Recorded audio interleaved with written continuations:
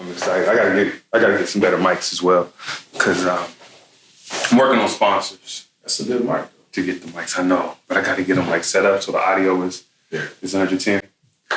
Beautiful people, loved ones, peace, big love, biggest blessings, even bigger living, everything that come with it, everything in between. You tapped into Thinking Out Loud. I'm Samuel David. It's just a conversation. And today, yo, I'm gonna try my hardest not to oversell it. I want to make sure I get it 100% right. Listen, today I got the Councilman of District 1. Young Superfly himself. You feel me? The champion of the people, the voice of the people, the man of the people, my good friend, the brother Brandon Johnson. Man, appreciate you out loud. I appreciate you joining, man. I appreciate you joining. Fresh off Juneteenth. Fresh off. How's your spirit? Man, refreshed, man. It's always beautiful seeing our people out there having a good time. Yeah. And, you know, all the stereotypes. It was safe. We had a wonderful time. We had no issues. Yeah. And we had liquor out there. Going up. Yeah, we had the whole beer garden. I mean, it was great, man. Just seeing all the people, the festival continues to grow year after year. 100%. Man. Love it. All the smiles that I see. I know all these kids that come out and have the same memories I did. Yeah. I remember what Juneteenth was like. I remember Black Arts Festival. I remember the Black Arts Festival. That's fire, man. You know, it's wild because I look at like the River Fest. Yeah. We're going to talk culture in which we're going to talk about a lot, by the way. We're going to talk about a lot. But I think about the culture of Wichita, and I think about how, like, Wichita is the niche. Yeah. Like, but we haven't quite grasped that as the African-American community. Like, yo, Wichita is the niche. Like, it's cool to love Wichita, right? And I think Juneteenth, like, we got an opportunity for it to be on the level of the River Festival. Right. Like, and I'm excited about that, man. So cheers and salute to all the work you do in that space, man. Man, that's the crew, man. I'm just a part of it. Thank y'all. Shout out to the crew, man. Shout out to the crew. Listen, I got the first question I'm gonna bust open, man. I'm gonna take it easy first. Let me slow down. So our kids love to play Fortnite together. Yeah, all the time. All the time. Super loud. Super loud, screaming. What is the wildest thing you heard your daughter say while playing Fortnite? Oh, man. I want to say that was week before last. She yelled and said somebody was a stupid idiot or something, but it was like super loud. And I think she knew I was just standing there because, you know, they zoned out. Yeah, 100%. So I was just sitting there like, man, she's still not on the level we used to be. Because if we jump on there, it would be crazy. Wild. But she's not. She kind of looked up later and was like, how long have you been here? I was like, how long have you been watching me get this thing off? That is hilarious. Right. That is hilarious. I love the babies, man. The babies are the future. And it feels like in Wichita, like the youth are being pulled in so many different ways. So I salute, like, it's dope to pull up like to the Johnson Family Barbecue. Right. I don't know if I'm saying too much because everybody don't get the invite. I feel special. But pull up. Let them know what they're missing out. You feel me? That part. But we pull up to the Johnson Family Barbecue. For those that don't know, the Johnsons put on an amazing barbecue celebration. And it's just a great situation for the kids to be in because it's all love and family vibes, right? And so it's dope that my kid could be, you know, he can sit and get some energy from Jay Long, from you, from Danielle, from Christina Long, from Kyle Ellison, like just so many dope vibes, right? But not every kid got that privilege. Right. What is the disconnect that you see specifically in your district? I guess I would ask, because you can't change the world, but you're changing the world, starting in the district, of course, right? Step by step. Step by step, man. What's the disconnect for the youth in our city? You know, I think the disconnect youth-wise, and I don't blame them. I still put blame back on us because we don't communicate everything they have to do. So it's always that we don't have something to do. Mm-hmm. And every time a young person says that or I speak to a class, I'm like, so what do you want to do? Word. And most of the time after I hear it, I can name off doing that exact thing in different spaces. But the problem is we're not communicating to them that. Two, I think also with the village, I'm super protective of my kids. I know you are as well. 100%. But I think we got to a point in some of our protection, there's always some bad folks in the world and in the community. Yeah. But we isolate our kids too. So that village is really hard for the village to help out because I don't want you talking to my kid, I don't know you. Yeah. Whereas before I got corrected by everybody. Listen. Even some people, I won't say their name, but even some people that ended up doing some really bad stuff and they're in prison right now. Yeah. I knew them. Never happened with me. Mm-hmm. But my mom knew if I was out somewhere I shouldn't be. My grandma, my pastor, the other neighbor, like everybody was talking. 100%. And so we had folks looking out, but I also had that some neighbor might be like, y'all want to go fishing? Let's go fishing. Yeah. So some of that stuff was going on then. It's not happening now. Mm. The other thing though is we're not listening to our young people either. So man, that's a big when thing. you ask them, like, what do you want to do? Where do you want to do that at? It's cost the issue. Like just really listening to them. Yeah. And if we listened and tried to build around that, we probably wouldn't have so many issues. But the same thing like when we did, I know we probably jumping topics. Hey, listen, we just thinking out loud. The swimming pool. Yeah. That was young people. That wasn't no adults. None of that stuff was my idea. It was all young people. I went to elementary schools. I went to one middle school. I talked to a high school group. So you doing polls in all of these locations? Yeah. Just what do y'all want? Feedback. Because we swim, but we ain't swim. I haven't swam in McAfee Pool this year. My kids have. My kids have. I haven't. Right. Yeah. It's other kids that have. So my question to them is, what do y'all want? I'm happy with a rectangle full of water. I can go cannonball. I can splash. I'm good. I'm going to have fun all day. But they wanted slides, diving boards, climbing walls, basketball. Stimulation. All of that. Yeah. All in the pool. But that's what we did. So we listened to them. So that's what I always say. If we listen to folks, there may be stuff we don't get, understand, maybe not even like. But if we know what they want, they'll use it. They'll probably be more engaged, and we'll get better feedback out of it. That's a real thing, man. And it's ill you talk about the youth because it often feels like the disconnect from in a political space is disconnected from the youth, right? I mean, I ain't gonna jump all the way conversation, but we're gonna go there. But just thinking of like Roe versus Wade, right? And you look at the Supreme Court justices, and I'm like, yo, some of these dudes is about to die soon. Yeah. Like respectfully in real life, right? But they're making decisions for a future they're not going to be a part of. Right. So how does that become important to somebody in that space? Like, where do you find that drive when you could be for real just hollering at the adults and moving on what they want to move? Because that's your biggest critics too. Yeah. Which we're going to go there as well. Yeah. For me, it's just what you prioritize. I knew as an activist outside of government, decisions were being made for me that I didn't always have my input. Mm-hmm. So what I tell every young person, even the folks that say they don't want to vote, I hear you, but these people are making the decisions that's going to impact you. And that's a huge, major shift. I'm talking like half the country stands up to change government. Mm-hmm.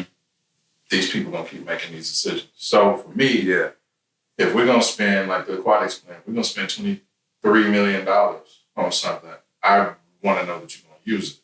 Yeah. Rather than talking to the adults. Because the adult plan, and I don't know if it was ever fully out there, was basically rectangles of water. We'll have a low dive, a high dive, we'll renovate the surfaces, and that's it. Old rules. Right. Oh, and it don't work. And it don't. That's why I went straight to the young folks. Like, if you tell me that y'all cool with it, great. We'll save $10 million. But if you want something better that's going to be exciting and make our city more exciting for future generations, you need to do it. Yeah. And honestly, if as adults and speaking on the government side, we really care about lack of trust in government. We really care about the folks that don't like us. We need to engage them. And when you hear the criticisms, when you hear what we're not doing, then the easy pushback is, all right, cool. So what would you do? Help me make this decision. Yeah. Be a part of this. It may not be everything you want, but come join in. And that's more than voting. I always tell people, voting is the first step. Whether you like that person or not, you hold them accountable. So the people who didn't vote for me, come hold me accountable. Still hold you to it. I'm still going to work with you. If you did vote for me, don't just rest on your vote and think that everything's cool. I need your help. So in that case, we got to work together. We got to bring people together. Even though some of this stuff is boring, it's complex, and frustrating, we got to do it. Because if not, not everybody's going to do it. Man, listen, it's ill you say that because I say culture beat strategy. That's probably my favorite line I heard in a meeting somewhere. And I just ran with it. But culture beat strategy, and we look at the youth. But we also look at the culture, right? So I'm a rapper for those that don't know. But I look at our city, Wichita, and like the way that things are moving. I really say from the entertainment space, we had a renaissance. Like the resources that are available. And those resources bleed into everything else. Business, politics, the arts. But I think about how much we're growing and the scene is prospering. Folks are much better rappers even. Visual, everything's going up. Wait, back when I was... You feel me? But everything is going up and it's changing. It's getting a big city feel. For those that may not know you, and I'm rambling, I go there a lot, but it's a big city feel from the entertainment side of the culture. But I also know in the political space, in the government space, we get in a big city feel. Like folks may not know, you got reporters slandering your name. You know what I mean? Like you've got death threats coming at you. And then we got a city, I don't know if I can say the city's corrupt, but the police are pretty whack with these racist text messages coming out, right? From your lens as a Black man connected to the community like you connected, how do you keep the trust? Or how do you maintain trust? How do you retain trust from the people? I know that was long. Yeah. I was going all over. No. But I mean, you brought up everything that I have to deal with. So I don't know if it's the retain piece. Okay. My main goal is just being open and transparent and accessible. 100. You don't have to trust me. Yeah. You know, I hope to earn people's trust through what I'm doing. Some decisions I make, some people like, some they don't like, but I always have a reason. So it's just up to you to ask. Like I'll scroll social media when something happens and it's like, what's Johnson doing? He didn't say this or he didn't do that. Yeah. Ask me. 100. Send me a message. Send me an email. Set up a meeting. You know? Yeah. Because if I spent all day like doing that, I would never get nothing done. So I just. But when you do that, the shit be on point. Yeah. Like I read some response. I'm like, bro's really like. If I get a minute, in. I'll break it down for you. Yeah. If you like it, great. If not, but I'm always tell you what it is. 100%. I'm gonna tell you the process. You know, some things I can't do. I'll tell people why. You know, like these are the different laws or ordinances. If it's something I can change, I will. And just because I want to change it doesn't mean everybody else does. Yeah. So yeah, it's just really breaking that down. I think if people understood process, I'm all about informing. I didn't want to be a person who got elected, disappeared in the city hall, and you see me in 4 years and I'm like, vote for me again, and then after I'm done, like I'm out. I wanted to be somebody that you voted for me. You might see me at Quita Bees. You might see me walking down the block. You might see me over at Atwater, which I like to do that because not everybody wants to go through security. But I wanted you to be able to see me, talk to me, and me break things down to you. It might even be something systemically I disagree with, but I'll tell you what it is. Okay. And I'll talk you through this is how we could potentially change it. But one of the misnomers I think of Wichita is we're growing, we're a bigger city, but politically, if you literally got engaged, you could change a whole lot of stuff. But there's so much of the, not even distrust in government, just apathy, like, oh, they're going to do what they want to do. Yeah. I be there sometimes. Yeah. I get there sometimes. But then I think of our conversations. I think of just the processes. I'm like, all right, let me stay engaged. Because I also recognize that it's not strictly policy that moves the world. Right? Like, it takes a generation of culture changers, like folks that, hey, we're not cool with this no more. Right. So now that we all care, we can change that. Right? It takes those things. It takes it in the arts. It takes it in the entertainment. So it's dope too. And it takes folks that are really disruptive too. Right. It's all the same. I always say you got some groups that praise Malcolm, you got groups that praise Martin. I've always said the key is both of those working together. 100%. So I need to know that if me and you sit down at the table and we're working through something and it don't work and you're not necessarily known for being out there with the bullhorn, it's good for me to know that you know somebody who is. And that they ready all the time. That part. And they may not listen to you. So if they come, same issue, or maybe they want to go further, we got to have the balance of both, because if not, you just got one. Because I've been on both sides of that. I've been the person with the bullhorn. I've also been the person that was a little bit quiet, so I get to sit down at the table while my other activist colleagues is out there with the bullhorn. I've been on both sides. I've been the one pushing really hard and the one trying to negotiate. Yeah. If you don't have both, you don't make a lot of progress, because you can say what you want in a bullhorn, and it sounds good. You might get people on your side, but if you don't have somebody at the table negotiating on your behalf, it ain't gonna happen. Real life. Sheesh. Make sure y'all get out and vote. August 2nd. August 2nd. Right. Vote. Constitutional amendment. So Roe vs. Wade just happened. Yeah. Or it was overturned. It didn't just happen many moons ago. Then it was overturned. I think it's pretty whack. It is. I think it's whack as shit. I had a conversational piece last week. I did my current topics. but I'm not fully engaged in the political space enough to speak like thoroughly enough to where I don't feel dumb as shit on camera. Right. Right. Hey, Right. You feel me? So I don't want that to ever happen. So in lieu of me getting extremely informed, I'm excited to have you here. Yeah. Right? Because with August 2nd election coming up, tell us what's on that ballot, bro. Like, what are we looking at it's a state level, city level, county level? So it's a special election. Okay. So normally that's primary day, meaning if you're not in a political party, no need to vote. Word. It was all strategic because it's the lowest turnout on the primary day.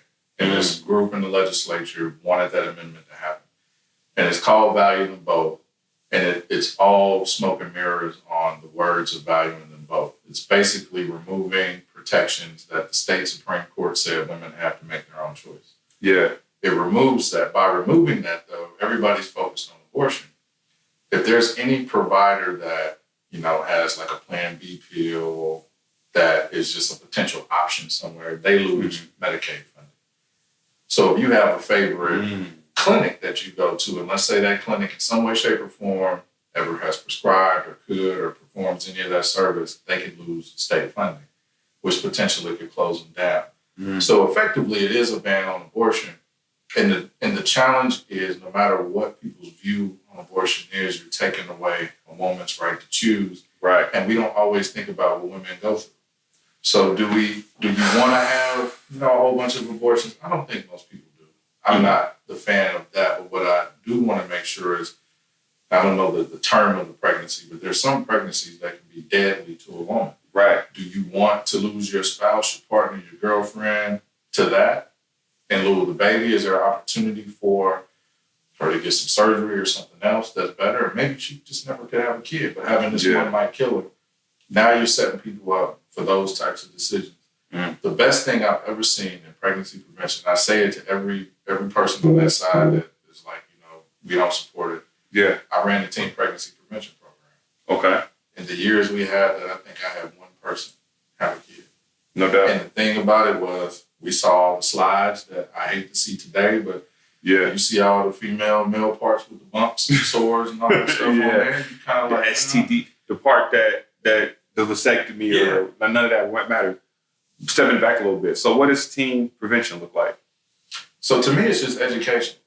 Informed people make good decisions. Not every decision is good, but if I talk to you about what an STI is, how you can get it, how you literally can just touch fluids and you can get something.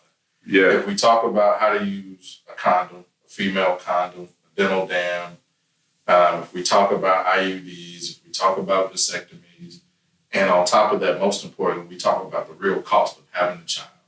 Formula. Babies are expensive. If she can't produce, you're spending at least $40 a week. That's on one kid. So if you got two, that's probably $80 a week just on the formula. Yeah. You got diapers. You start talking about daycare. And if you tell young people and young adults all of that, more than likely, they're going to wait until they're in a good position to have, even if they're just out having sex at will, probably going to be wrapped up, really going to be paying attention. Yeah. If they're not, they know all There's the a fear of consequence in combination with the pleasure. Right. So now it's an informed decision. All of that, I think you see pregnancy go, and we saw unwanted pregnancy go down for quite some time. Yeah. The more information, once you get out of abstinence only, and I get it, there's a group of folks that by the Bible, they only want to talk abstinence or wait till you get married. Yeah. But we also know that we're human, the urges, the hormones and stuff come, you might make a decision. I'd rather you be informed and know how to do that safely than, hey, 9 months later, you got this kid, you're not in a real position to be able to take care of it. The legislature don't care about you. So there ain't no real supportive services. They got work requirements on getting benefits. I mean, there's so much there. You don't even really get paid time off. You don't get paid time off. Like, yo, that's the bananas part. So we're saying all of this, we want to have all these kids, but we don't have the systems in place to really take care of them. Foster kids is looking for people to adopt now. If I see it's like vote 6.8 thousand kids in foster care in Kansas alone right now. They're not getting adopted. Yeah. So I'm saying you got all of that going on and you want to go after this. And the true thing is, vote no on it. Right now, it's still difficult to get an abortion in Wichita. Where you still have to have, now you can just do it, I think, with Plan B and some other stuff, but it's not the easiest thing to do, but you can still do it. Once you do the vote no, you're traveling to some other state, or we'll go back to what it was. People will have babies and put them in the trash can. If you vote yes. Yeah. You can, because these states are minimizing opportunities to do it. So Kansas has an opportunity on August 2nd. If you vote no and that wins, we don't have that constitutional amendment. That doesn't mean the legislature won't try that game again. Yeah. But it's all games. If you really, so a constitutional amendment means you want as many people to weigh in as possible. Either way. Yeah. You put that on the general, especially in a year like this with the governor running, with the U.S. House, the U.S. Senate. You want that on the general when the most people show When up. most people are engaged. Why are you doing it as a special election? It's a great question. I gotta pause my camera real quick. That's part of the show. Me having to pause this camera because we going all the way there. Yeah. All right, we back. Had to just fix the camera real quick. So we talking about the legislative shit, hoops and hurdles women have to go through, right? And now that voters, allies, right, would have to go through to support. Why do they care so much? Like, why does the government, from your perspective, I guess, right? Like, why does the government so badly want to stop the rights of women? To me, it's a partisan issue that keeps people in power and just, it's the only message. So I was out knocking doors for city council. I had a few people say, are you pro-choice or pro-life? I'm like, well, that has nothing to do with city government. But I'm pro-choice. I believe a woman should have the right to choose. And I can't vote for anybody pro-choice. I only vote for pro-life candidates. So then, and this is bad advice because you're not really supposed to talk at the doors like this, but I would say, so I get that. But if you really want to prevent, we should fund sexual education. But so many parents are pushing for, I want to opt into that. I don't want the teachers talking about that. Yeah. And then those parents don't talk about it. So then the kids are trying to figure it out. But if we truly inform, and if a parent wants to be a part, come to class. Yeah. Be a part of the discussion. That part. But if we talk about everything in there, I'm pretty sure these high school students is going to be like, I might need to wait. I mean, I know I was feeling you for a minute. Yeah. Let's wait. That was a big fear of mine as a teenager. After sex ed, I was like, yo, this could go either way. Yeah. Right? It kept me honest. Yeah. Like, in the whole lot. Like, a whole lot of stuff. Every time, I had to see the slides like 4 times because I'm in the program and stuff. But anytime you see that, I'm like, I don't need that. I'm not trying to be leaking or burning or none of that. None of that. Yeah. None of that. And I was thinking about that more than the baby. Like, I don't want no discomfort. I didn't want to be disformed like that. Seeing I'm like, I can't do that, man. So they the life for me. So going back to lecture real quick, that's the only thing on this ballot is. So it's a special. So you have that. Everybody can vote. Okay. Yes or no on that. And then you have your primary. So if Republicans have opponents for the same seat, then you'll be voting for which one you want to see go on to the general. Same with the Democrats. I think there's probably some libertarians on there. Normally there's not a libertarian primary, but all of that's on there. So this is November 6th, or this is on this August 2nd? This is August 2nd. August 2nd, okay. So November is going to be the general. So you pick the one who you want to be there, and that's going to be it. So whoever gets 50% plus one wins. Same in the primary, but it's really good to engage. Again, Democrats don't always have primaries, so Democrat turnout really isn't there. Again, strategically, why that item's on that ballot. Yeah. But it is a special, so Democrats should show up and vote, but unaffiliated, libertarians, all should show up and vote the way they do. I'm voting no. Get your ass out and vote, man. It is extremely important on August 2nd to go vote. I'm voting no. I support my women's rights out here. I'm a big advocate of women's rights. I think women are the greatest, the greatest, Black women especially, the greatest thing ever created. That don't even sound right. The greatest thing ever created. God's greatest creation. All right, we're going to keep it pumping, man. We're going to keep it pumping. I got a long-ass list of questions. And it's funny, because you my mans, right? Yeah. But I still got to do my due diligence as I get to looking up stuff. I'm like, yo, I forgot about that. Oh, shit, that's even more wild. I don't know. I don't know if I can say that out loud. I don't know if people know, like, they shouldn't test your gangster. I don't think people know it. You know what I mean? Like, I remember a couple rappers have threatened me. Like, physical harm or even, like, deadly shit. And I have no choice but to take it serious. Right. Like, I'm a grown-ass man, dog. Like, with a family, hey, that's how Sound Advice was created. Right. I be at these community meetings, but a nigga put his hands on my... So, like in real life, you know what I mean? So you get these death threats, not just you, right? I guess I should step it a little bit back. The text messages with the police come out, and there is some confusion in City Hall about who's responsible, who should have known what. I don't know the details. I wasn't there. I just get to read it, right? But it sounds like the city manager. So the allegation is the manager knew or should have known. Mm-hmm. The text messages happened in 2020. Matter of fact, they happened the night I was actually at this thing when the officers got shot at by some folks in the crowd on 21st in Arkansas. Oh, let's step it back real quick. So these text messages happened back then. In 2020, and their text messages in a thread of police officers. Yeah. One of the police officers was involved in a civilian murder, right? Or police shooting, a murder, right? And the running joke in here is somebody with their foot on George Floyd's neck. So it was two things. Okay. That message was sent. It was a meme that night. The other officers, a couple of them were SWAT officers, basically were joking that they're the ultimate de-escalators. Basically, that killed them. That all happened that night, and the reasoning to me doesn't matter. It happened. So 100%.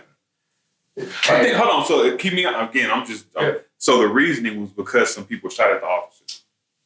So that's what it was said. It was kind of a morale thing. Hey, let's joke about this. Everybody feels better. And they thought that was okay. Like they gave an excuse that, somebody shot at us, so we were just joking. That shit's crazy. Wow. Okay, keep going. Keep going. That gets discovered in 21 because of a sheriff's deputy. I forgot what happened with that deputy, but that phone got recovered, and they looked through all the text message records and saw this conversation happening back in 2020. And that was because the sheriff would see. This is the crazy shit. Because the sheriff was under review for domestic violence that he allegedly committed. This shit. This is big. This is big city movie type shit. It sounds like Beverly Hills Cop. And keep going. Two firefighters were in that too.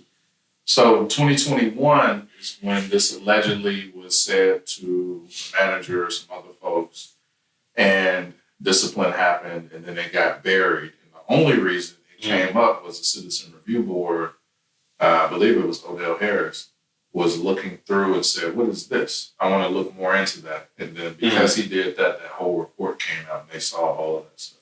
Were checks and balances. Yeah. So if not for that, this would have never been seen. Under the rug. And then you would have never got a death threat about getting new police shit. That was my second death threat. Second one? Yeah. This year or your whole term? The whole term. The first one was in 2020 when I voted for the mask mandate. I'm not laughing at the death threat. I'm laughing at the reason why. So you sign up on with the mask mandate. Yeah. What does that death threat look like? Like what does it look like? What's your initial reaction? So that one is what caused me to go purchase some things. It was a group.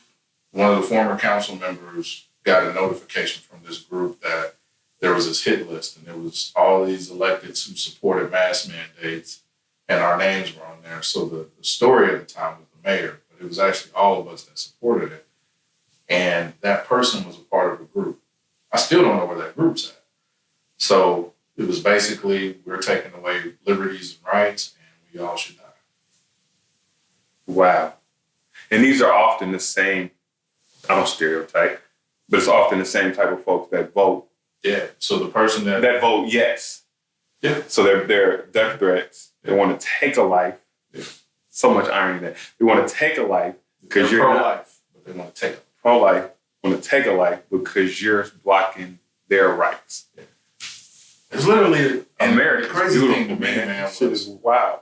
I get government making you do something and being irritated. For sure. A mask. Like if it was something I really wanted to make you do, the mask wouldn't be it. Like it literally was like the mask was to help everybody. It was a little while. I hated the mask every time I put it on. 100%. Oh, it sucks with glasses. And I gotta preface it because I'm not like the biggest, most pro-government guy. Yeah. Right? Like I get it. Yeah. But you're my man, so it's a different conversation. But it's wild to think So my neighbors, you see my neighbors, y'all can't see me pointing, but my neighbors, my kids were confused because they have vote no signs. Up the block, they have hella vote yes signs. I saw that driving up. Yeah, a lot of vote yes signs in the neighborhood. My neighbors don't wave at me. Me and Lil Sam be hooping, they don't wave at us. But I give them the most beautiful wave because I live here and they got to know I'm here. Right. But across the street, they were confused because the vote no signs coupled with the American flags. Yeah. And they were like, that doesn't make sense. And I thought in that moment, it's very seldom as a Black man in America that I'm like, yo, that's kind of what America stands for. Yeah. Like, as corny as that felt just saying it, but I told them that, like, yo, because there's a choice, right? And so they love this country just as much as them down the street, but it's a different ideology, and that's the way this world thing is. So and they're white. I say that out loud because I never used to realize white people didn't all get along. Yeah. But the Civil War happened and all that shit. It was really wild. So I had a conversation with a dude at my professional space about it. I was like, I really thought y'all all just liked each other. With the work you do, because I've been in a room before with you in a very important meeting with the old police chief, and my inbox went crazy about all types of coons I was. Yeah. How often are you a coon?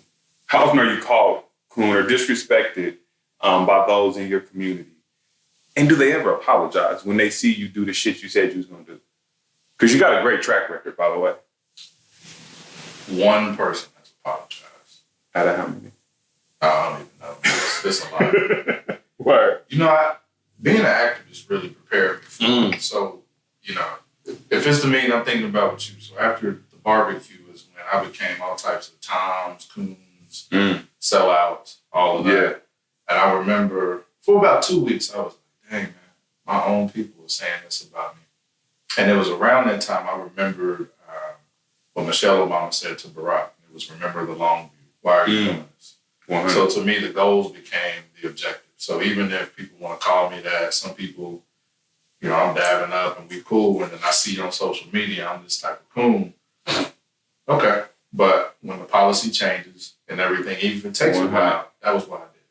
I don't need you to apologize to me. I saw you for who you are. Know that I saw you. And we kept it pushing. Because ultimately, that impact is what I care about. It's not necessarily the opinion of a coon or a sellout or whatnot. I know what I'm doing and why. I'm open to being wrong. So maybe I took a strategy and I was wrong about it.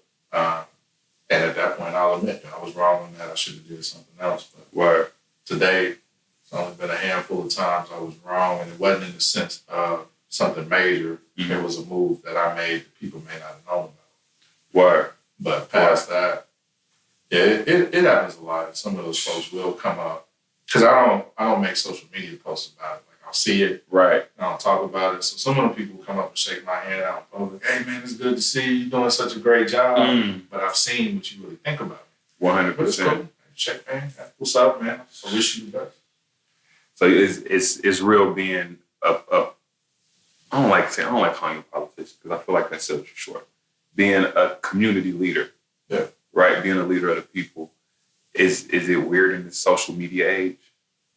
Like where everything is like fast paced, or it's like if I didn't see you do it, I don't believe it. Like, do you find yourself having to provide a highlight reel so that way folks are aware? Because it's that level, talk about the youth. Yeah. Staying in communication with the youth. Like, do you find yourself in that weird space? Because I hate promoting rap music. Right. I love making it. Right. But I hate promoting it afterwards. Like, just love this shit. Just see the work, right? You just want which people could just see the work, or is it like, yo, I got it? Yeah, you know, I'm in that space. One of the things I criticized Obama on was during the campaign, he was amazing at communication. You get a text message on the phone, you got emails in a couple hours, and then as president, that just kind of disappears. So you got to research what they're doing. Even with that criticism of him, I get it now because I'm too busy trying to do stuff to really let you know that I just did this. And it feels weird. I don't like taking credit. It's a bunch of stuff that's happened that I've been a part of. I don't talk about. So it's weird for me to take credit for something. But I do have something about the drop that's going to highlight just a little bit of what has been accomplished. But I don't like saying, look at me, I did this. It's more of everything was a team. That pool wouldn't have been saved without one person that everybody called racist, said he didn't care. He's the one that came to me with a solution that ended up working out saving that pool. Word. So it's really, I guess, complicated, complex. Just looking through all of that. So, yeah. It's real. Yeah. It's real. No, it's real. It's a real too. thing. It's heavy. It's loaded and it's layered. It's hard to be like, look at me, look what I did, when I know it's because I'm working with other people. Yeah. And even though some people point back to me, like, it's not just me. You look at that bill that became law for the Evergy Towers. That was Representative Finney. And we worked together on how we would address it. But ultimately, she had the power as a state legislature. As a council member, all I could do was complain. Yeah. So, again, a law happened. There are some people that point to me, but I tell everybody, that was her. I just sat at that table and tried to play my part and help out. So it's weird to be like, yeah, we did this, and this. And normally I'll say we, if I do have to talk about it. But I get it, man. Somebody confronted me. I was doing Christmas shopping, me and Danielle, and this lady was like, I thought voting for you was going to change everything. And it hasn't. It's like nothing's changed in the Black community. Our roads ain't getting paved and all of that. And I knew several neighborhoods that got paved. And I was like, where do you live? And she was like, well, I live on 21st and Hollywood. And I was like, so which part of the community are you talking about? Because if you're talking about lower income, I would say you make a lot, but we're talking around like Dunbar and McAdams. Those roads got resurfaced. Over by Atwater got resurfaced. Now the concrete roads haven't, but we did that. I told her, we just we approved the $8 million community center over at McAdams. Word. We saved the pool. We put $2 million into that pool. I was like, so where is it that we don't care? Where's the disconnect? Well, I didn't know all of that and I don't see it. So for me, it's like I get part of my duty also is to communicate what we're doing.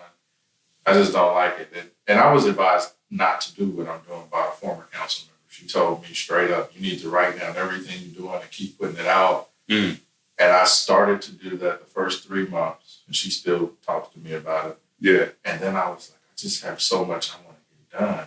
Why am I going to spend time telling you what I've done? Yeah. When I should just be doing it. Like when I get done, like year 7, maybe I should take some time and look back and like, all right, let's put together what I actually did. And recast it. It's so trill, man. It's tough because and I say this to the entertainment homies a lot, especially the ones that are moving the culture forward. I can start naming them, but I'm not going to do it right now. But I think it is a level of like, it's a level of humbleness and humility, but also empowerment when you are able to take some time to smell your roses. You know what I mean? Because we are truly, we're a generation that's moving things like in a magnificent way. Yeah. The luxury we have, and it's definitely a luxury.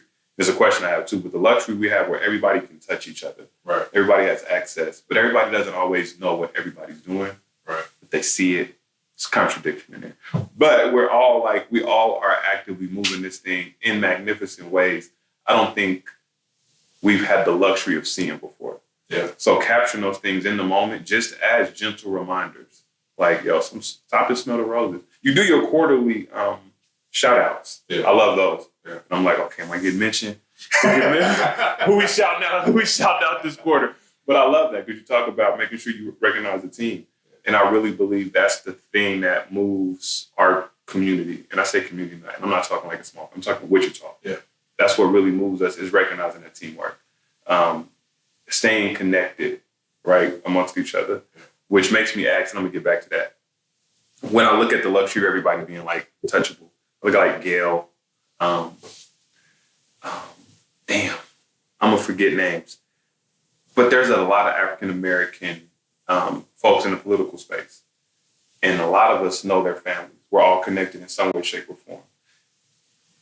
Is there, I don't want to ask it like that, but is there a unified front that collectively sees what the community is in need of and pushes that forward? Or is it like all things where everybody don't know? And I'm glad I didn't name everything, by the way. Yeah. Because everybody doesn't always see the same vision.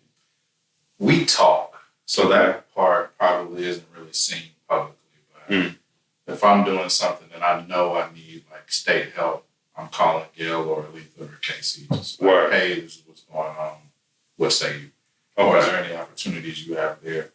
We're actually working on putting together like a state of the Black community Word. annual deal where we'll just talk through everything from state down to school board, and then who can do what. Because Black people wise, there's a lot of us, but there's not.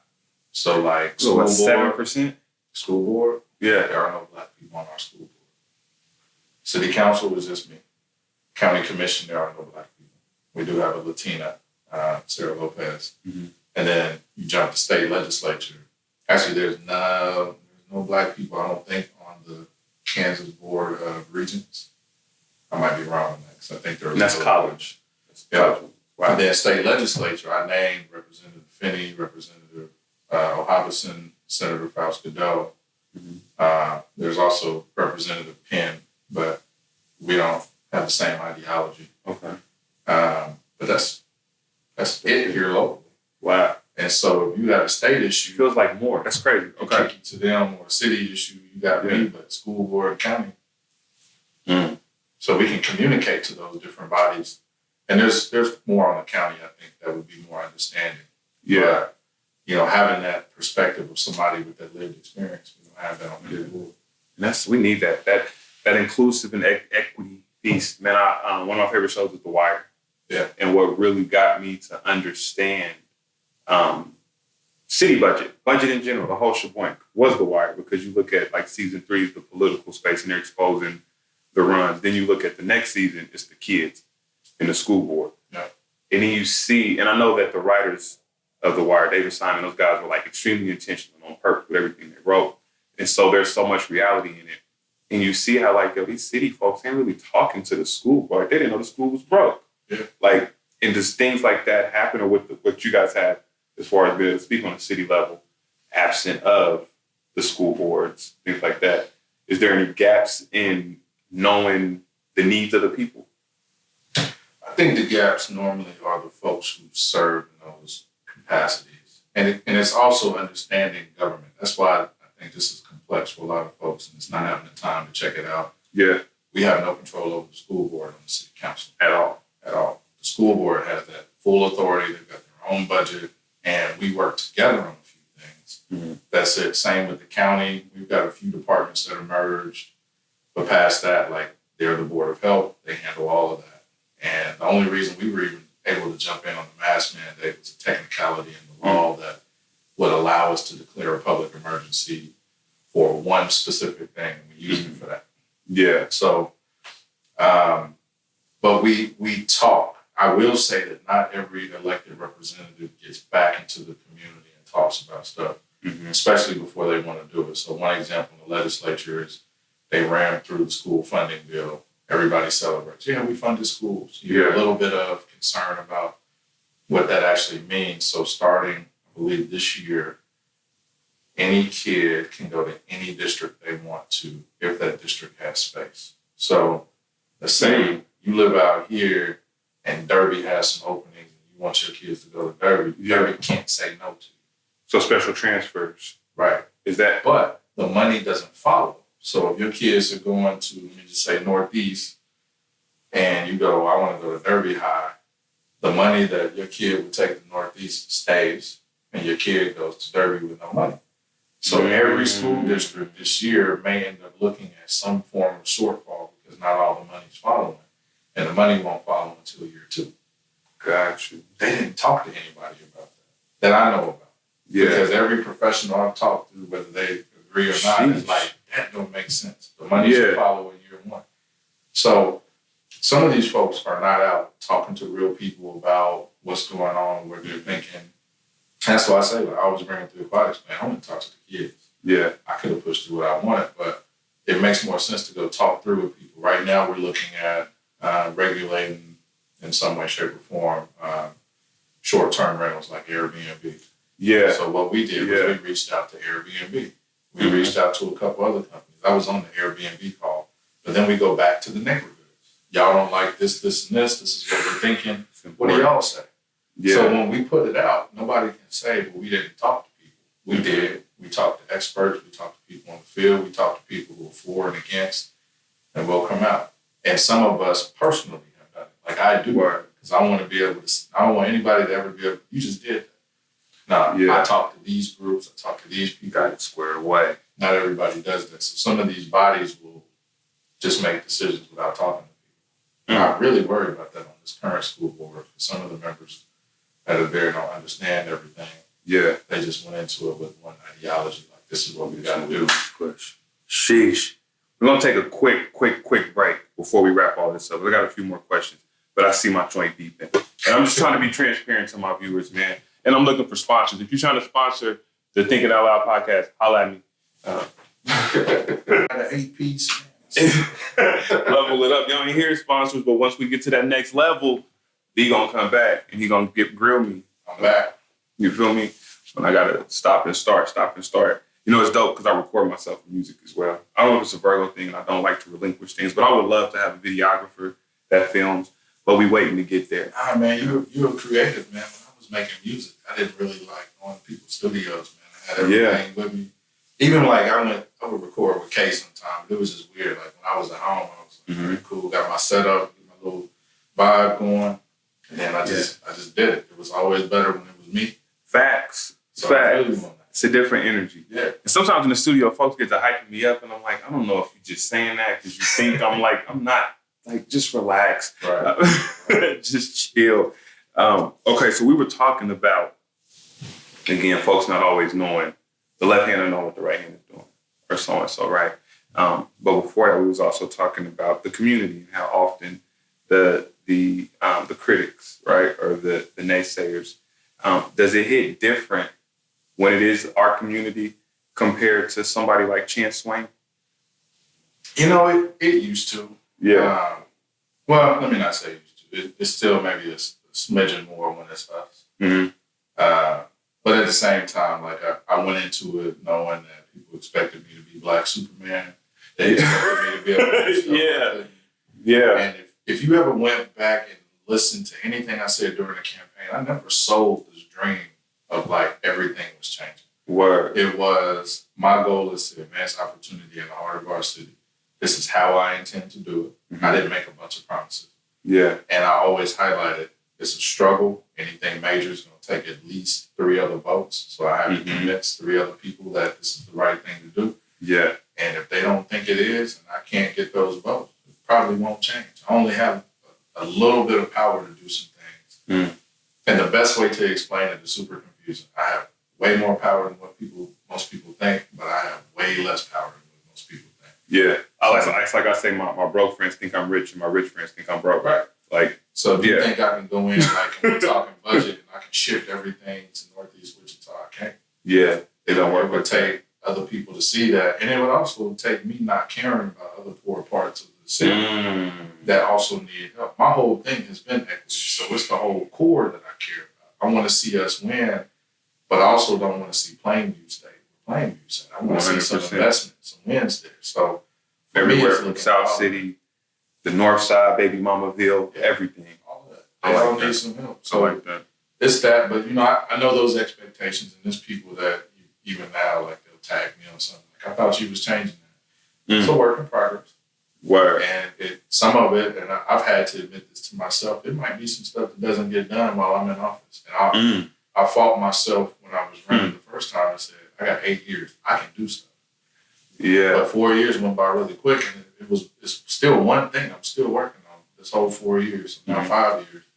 Ain't happened yet. I think it may happen this year, but if not, like, I kind of get it now. Like, there's some people, I'm like, man, you said all this stuff was going to happen, and it didn't. I see it on this side now. So I'm being more honest with myself that it may not, but my goal is to set everything up the best I can while I'm here for that change.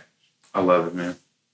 The question I had before I start my breakdown is, you just got reelected. You're no longer vice mayor. Nope. Right? So that was a responsibility that you don't have to partake in or get to partake in. I don't know. It's a privilege, responsibility, however you go. But when you look at 4 years plus 5, how many years is it? 6 now? Going on year 7? I'm in my 5th year right 5th now. year. Going crazy. In that 5th year, have you had that humbling moment from anybody in the community where it's like, damn, I'm reminded why I'm here. Like, this is what I do this for. Like that. Because I can imagine some nights you might be up at night, right? Like, you had that thing that really, pun intended, but hit your core, and you was like, yo, This is why I do it. But I mean, that's why I stay out of City Hall as much as I do. I probably get that at least twice a week. No doubt. Intentional. Okay. I try to make myself be in spaces where I'm reminded everything's not great. Because in my office, I'm looking at, yo, we did this, I got this going, man, we straight, people gonna love this. And then I might be out in the community and somebody's like, this pothole's been sitting here for 3 weeks, and ain't nobody did nothing. And it don't matter that they didn't report it. They're telling me, and that's how they feel about it. Yeah. So I begin to City of Miss has been reporting. Right. And I see that everything's not peachy. Or I'll go down, like I'm about to spend a lot of time in the southern part of the district by Linwood. People down there will be like, all this stuff's going on in Northeast Wichita, but why don't we have sidewalks get repaired? What's going on down here? So I get humbled all the time, and I like it because it always makes me try to continue to work harder. So the way I view being in office is, some people look at it, you got elected, you got the title, it's great, people smile at you and all that. I looked at it as, from the day I was sworn in and I got done with So Help Me God, my time is ticking. And my time is still ticking. So any day I take off, anything I put in half effort on, I just wasted that time in office with the power to actually be able to change something. 100%. So for me, it's focusing more on that. Like, how do I get more of this stuff done? Which is why I don't report out as good. It's like, yo, I got all this, like, and a lot of stuff I can't talk about. So the Lower Center was known for about 7 months before anything was ever said publicly. Well, the whole time I'm like, yo, this is gonna be crazy. Like, this is, and I think you might have hit me to it. We was having a conversation. I was like, I'm ready. Something's coming. Yeah, you did say something big is coming. And the coolest thing from that is, you talk about moments that humble you. 2017, I was sitting at Jim Team. Me and my campaign manager in the booth, Lamont Anderson. Shout out to Lamont, man. So we were sitting. Lamont looks like he eats people, by the way. He does. Like, in real life. I'm still trying to catch him. But now we had, I think the basketball courts had just got painted, so that was dope. And his young brother, I don't think he told us his name, was walking away with a basketball and just looked at us. And Lamont looked at me and was like, so he just walked past the next council member for District 1. And at that time, like, he would always say that, and I'm like, man, we can't say that till I win. We haven't won nothing yet. So he said it, and this kid was just walking by with a basketball, and he said, if you do just half or a piece of what you said, he'll come back to a brand new space. He'll come back to something that's changed, and just think about what that meant for him. So the day I got the call about the Brewer Center, I wasn't thinking about what community was going to say and how they would be excited. I was thinking about watching that young brother walking down the street, 100. and that if he stays in Wichita from that day, so by now he's probably a teenager, he'll be able to come back next fall and see a brand new community center where he first saw me, whether he remembers me or not. Word. And to me, that was the thing. So it was always looking at how many of those young people will be able to say, I watched this transform. Yeah.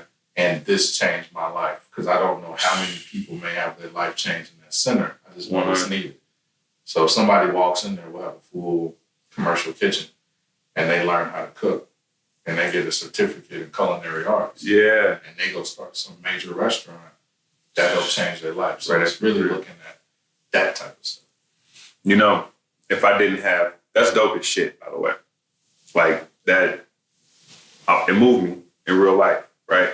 And I play too much. But if I didn't have similar moments like that, that's happened like with people with, like, at a show or a concert, that would have sounded like the most well-written real life type thing, right? That's some real shit. And I think that's the joy of us having such an interconnected city. Yeah. Like, cause you probably don't see bro at a District 1 breakfast. You know what I mean? Like, it's that connected. When you look at your role in the city, do you view it as a responsibility or as a privilege? Both. Yeah. Well, it's a privilege to have that responsibility, one. But that was a bar. I should be a rapper.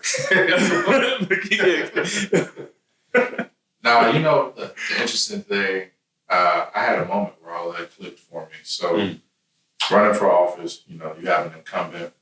My predecessor was LaVonta Williams.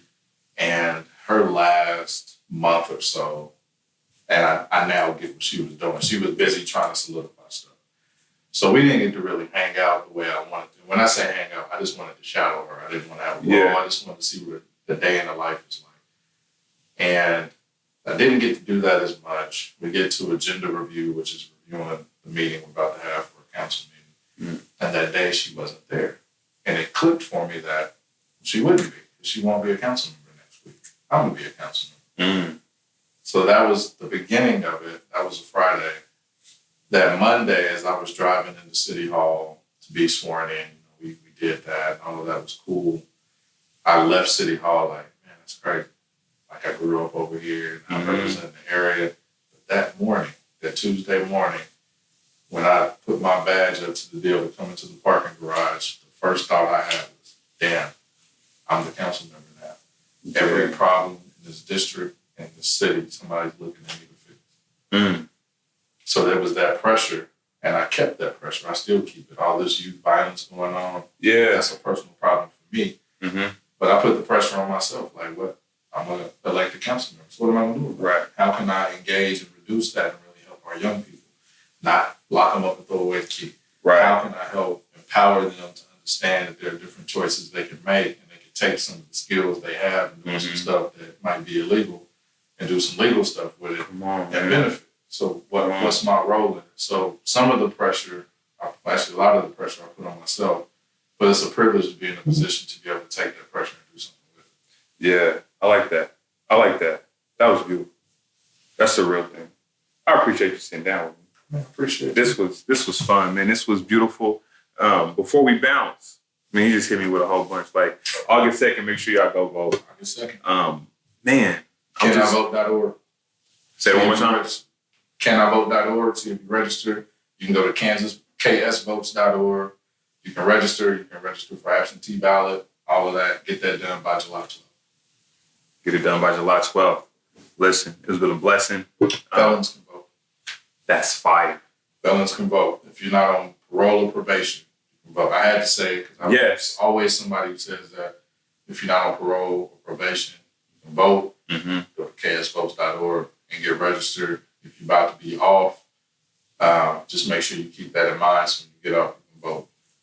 Go vote. Listen, it's extremely important to get out on August 2nd and go vote. Make sure that you are registered by July 12th, because this one is about women's rights. This is about our it don't even matter if it's our sisters, moms, wives. This is a person. This is a human being that has their rights being taken away with limited support, right? So it's important that we show up, be allies, and vote no, right? So that way we can ensure that women have their rights, their choice. Brandon, before we bounce, what's next for you? What you got moving next? If you can disclose that. I know you pulled up in the suit, man, so I know you're talking big business. Yeah. What's next? Man, we got a few things on the horizon. The big thing I intend to tackle, and it's going to be an uphill battle, is Slumlords. Yeah. That's the issue I was telling you about. When I got elected 2018, I was like, I'm doing something about it. And then I started to research what had been happening, who was fighting back, how were they using the fight back. And I saw this as a much bigger fight than possible. Because you may know somebody who leaves black mold, who's not taking care of their property. They may have somebody living with them or living in that space that has a felony background. So it's like, I'm the only place that'll take you. So you slap some paint on this wall, you can stay here. I'm not going to fix your AC. I'm not going to fix this. And so I've seen it. Because you got no other choice but right. Sheesh. In America, we always say you go pay your debt to society. When you go to jail, when you get back out, you're good. That's a lot. Oftentimes you can't get certain jobs, you can't get housing. And then they wonder why recidivism is so high. Right. I think everybody who feels that way should go visit the prison. I was just in El Dorado last week. Yeah. No, week before last, I was in El Dorado prison as a part of this leadership group I'm in. And the three guys we were talking to just said, give us a chance. And this brother, I wish this brother could get out and talk to some of our young people. He was like, yo, I was a bad dude. Word. I mean, you messed with me, you probably end up buried somewhere. Yeah. And somebody asked him about his date he got out. And he said, I got a date. I won't see it, though. January 13, 2209. And he was just talking about what he did. And he said, but the thing I would say for everybody else who will see the light of day, just give us a chance. That's all he said. Just give us a chance. Yeah. And the brothers I saw in there, I mean, these dudes was on Adobe designing stuff, running these machines and stuff. These dudes probably can do the job better than some of the folks out here. Come on, man. But we don't give them a shot. So they get screwed over. They can't find housing. And the other thing he said was, well, if you don't give us our basics of making an income and housing, what you think we're going to do? Yeah. So gotta survive. Right. So my hope with the slumlord thing is that we at least improve the living condition for folks. And I know people are going to fight me on it. I really don't care. Yeah. I've seen enough bad. I mean, knocking these doors. There was a woman who, it's probably 2017. No, but it was 2018. I was just out there for some reason. I was out there for the Evergy Towers, trying to see what the community wanted from Evergy. And she was just telling me everything. And I was like, do you know about this home repair program? And I was telling her, and she was like, I rent. How much you paying? She said, I pay $750. And this was like a 2-bedroom house. And although $750 might qualify for something like this, it was missing siding. There was a hole in the back where like rodents can come in and out. Window was like broken. It had some cardboard on it. Yeah. She said the owner wouldn't repair anything, and she had a felony background. So I was like, yeah, you know what, the habitat and get a brand new house just built for $530 a month. And you're paying $750. And she was like, I wish I would have known about that before. Yeah. So, you know, for me, it's like if we can fix that, at least even if she can't get into a habitat house, at least I would know her house is sealed, HVAC works, all that type of stuff. Yeah. So for folks like that who normally don't have people standing up for them, I take them arrows all day because I'm privileged enough to have it myself. Privilege. That's fire. And I don't know if the streets would say it's nepotism, but I don't give a shit because I have my wife. We're not going to drop that interview. My wife was going to be one of my guests, but we're going to save that interview for another time. But that was probably the biggest episode of nepotism you'll ever see because she's the shit and I bigged up the whole thing, right? Your wife makes power moves. Yeah. So with Slumlords being a topic of conversation for you and your wife being what's CEO, executive director of Habitat for Humanity, that's like a perfect marriage. There's no conflict of interest there. No. I'm sure, right? That's a perfect, y'all are perfect marriage, but that's a perfect marriage of purpose and world changing situations, man. That's dope. That's like was tackling Slumlords. I know it was that. I was gonna ask if it was your thing before she was with Habitat, but I seen you tackling that we was talking about the one on 9th Street. Yeah. We was talking about that back then. I just didn't know everything, what I could and couldn't do about it. And some of the politicians that I talked to got into where this fight is going to go, this whole property rights thing, which I give respect, but I also respect your ability to have a quality life in a house. 100%. So Maslow's hierarchy needs, man, I got to feel good at home. And if you don't, I mean, if you got black mold, what's that doing for asthma and every other health issue? So, and we were recognized earlier, our healthcare system, right? Fall. Right. It's just all systematic. It's all systematic, man. I can go for forever. It's always something. But I love that. And again, that brings me back, and I'm gonna shut the hell up. But that brings me back to like the generation we're in, the spaces that we're in, the resources we have. I don't think ever before has it been this blatant that we could really drop change out here in this community. Yeah. We'll get a better system. So he's talking about the youth in Trump and how they man, they get excited. They do these things. So it's really on us to try to expose them to different stuff they might be interested in.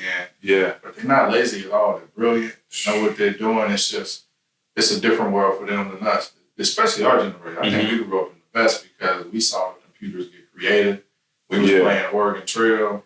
Hysteria. All of that. All that. They just grew up with the technology. So all the stuff when I used to be like, oh yeah, I can teach you how to use a computer.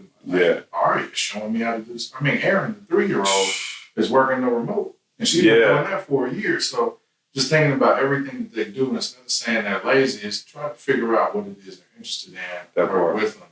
And you'll see a whole different type of output from them. It's just really working with that instead of saying they're lazy.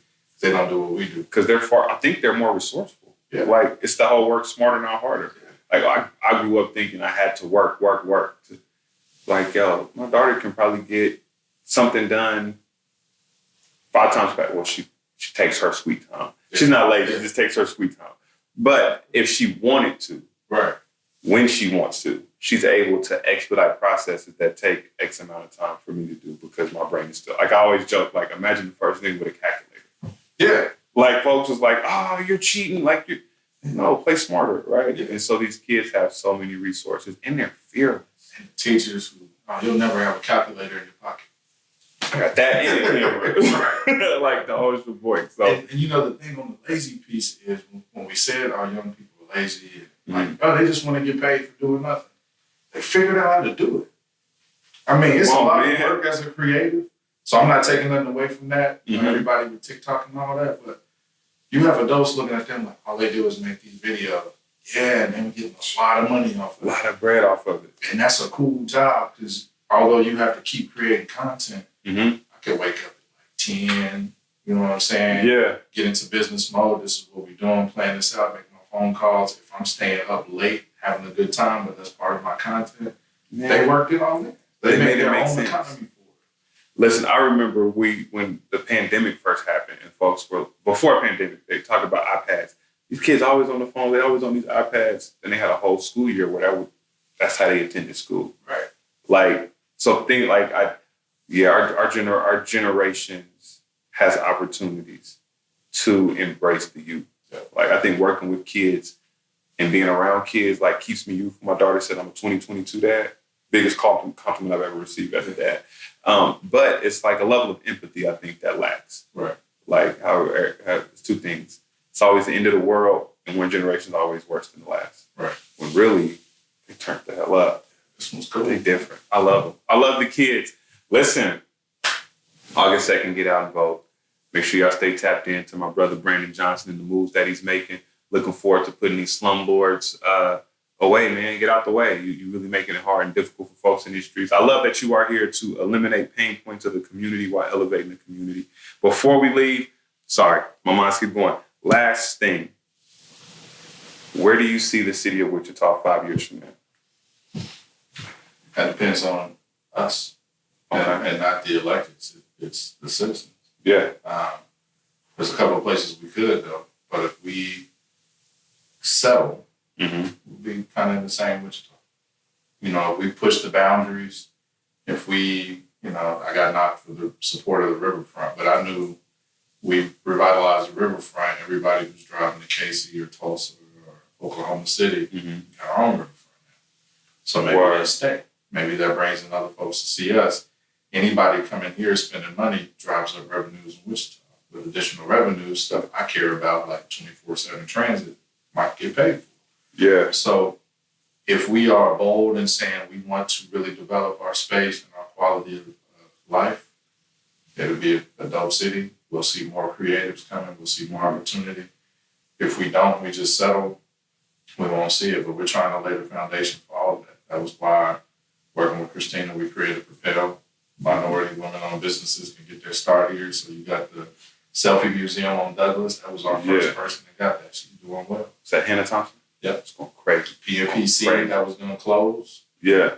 They got a loan too. They're still open. New owner. So, I mean, that's the type of stuff we wanted to see. Trying to lay the foundation for opportunities. So if you want to better Wichita, if you want to better your family situation, you can. Yeah. And if not, then, I'll be able to rest and say I tried to do my best to push us forward, and the citizens push back on it. I like it. Moving the needle. Any shout outs you want to give? Man, always shout out to the squad, man. Everybody who has been helpful, invested, especially with me. Not everybody wants to be named, so I respect that. But man, I appreciate the village that I've had, to include you, your wife, 100%. Everybody that keeps me grounded. I'm not some out there politician. Yeah. Like, see me out on the street, somebody call me Brandon. Oh, my bad. I'm still Brandon. 100. So I appreciate that. People who've been there in the difficult times, who always pushed me to shake it off and keep going. You know, if it wasn't for that, it's been a few times, really around the whole Evergy thing, where I noticed there was people who just stepped away. Yes. I was being too aggressive. Mm. And so Okay. I had people then calling like, hey, this is what it's about. You're doing your job. Yeah, And yeah, if you didn't that's stand amazing. up, you know, locally, because Representative Finney was, but if you didn't stand up, like, they just would have been stuck in the towers. Yeah. And so, yeah, man, everybody who's been a part of that, supporting everything in the community from Juneteenth, the whole committee, just everybody. That's why I always put out, like, shout out to the team. And I just leave it to the team. Keep it simple. Keep it easy. Keep it simple. I They know love who it. they are. I love it. I love it. Well, next time we're gonna get you and Wifey on the show again. We bring Who Knows Who the Best back. I guess I should say that out loud. Wifey didn't know I was announcing that, but we bring Who Knows Who Best back. So we're gonna get I'm y'all aware of back. that, you know. We're gonna see. Listen, the biggest of love, the biggest of blessings. I appreciate you, B, for tapping in with me and letting me dig deep, ask the questions. So. Y'all be blessed in the magnificent way. Sit back, relax, roll up a spliff. I talk to God, I'm up now. So high up, not coming down. So far gone, I'm ooh. Sit back, relax, roll up a spliff. Then I talk to God, I'm gone.